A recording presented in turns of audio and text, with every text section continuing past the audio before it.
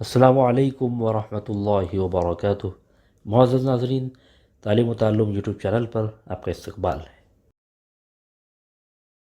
سلسلہ نمبر 203، سوال نمبر 1، غزوہ احد میں کس صحابی کی آنکھ پر ایسی ضرب آئی کہ وہ نکل کر باہر آ گئی اور آپ صلی اللہ علیہ وسلم نے اپنے دست مبارک سے اسے اسی جگہ کر دیا؟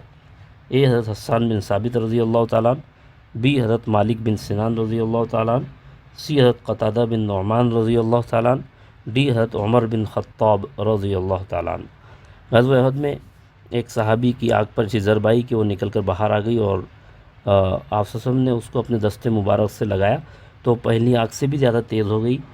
تو وہ صحابی تھے حضرت قتادہ بن نعمان رضی اللہ تعالیٰ عنہ۔ آپشن سی درست جواب۔ سوال نمبر 2، غزوہ احد کے دن کس صحابی نے آپ صلی اللہ علیہ وسلم کے دفاع میں اپنا ہاتھ سامنے کر دیا جس کی وجہ سے ان کی تمام انگلیاں لہو لہان ہو گئیں اور ہاتھ مفلوج ہو گیا؟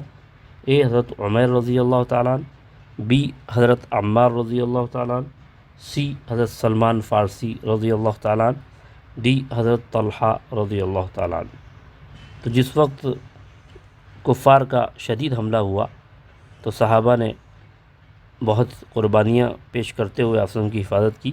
حضرت طلحہ رضی اللہ تعالیٰ عنہ نے اپنا ہاتھ آگے کر دیا اور تیروں کو اس پر روکنے لگے جس کی وجہ سے ان کی تمام انگلیاں لہو لہان ہو گئیں اور ہاتھ ان کا مفلوج ہو گیا۔ سوال نمبر 3، غزوہ احد کے دن آپ صلی اللہ علیہ وسلم کس صحابی کو تیر عطا فرماتے اور ارشاد فرماتے کہ تم پر میرے ماں باپ فدا ہوں، اسی طرح تیر چلاتے رہو؟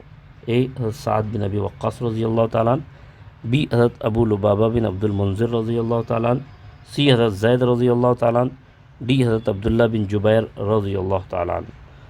وہ خوش نصیب صحابی جن کے لیے آپ نے یہ بات ارشاد فرمائی تھی کہ تم پر میرے ماں باپ فدا ہوں، اسی طرح تیر چلاتے رہو، وہ حضرت سعد بن ابی وقاص رضی اللہ تعالیٰ عنہ۔ آپشن اے درست جواب۔ بہت بہت شکریہ۔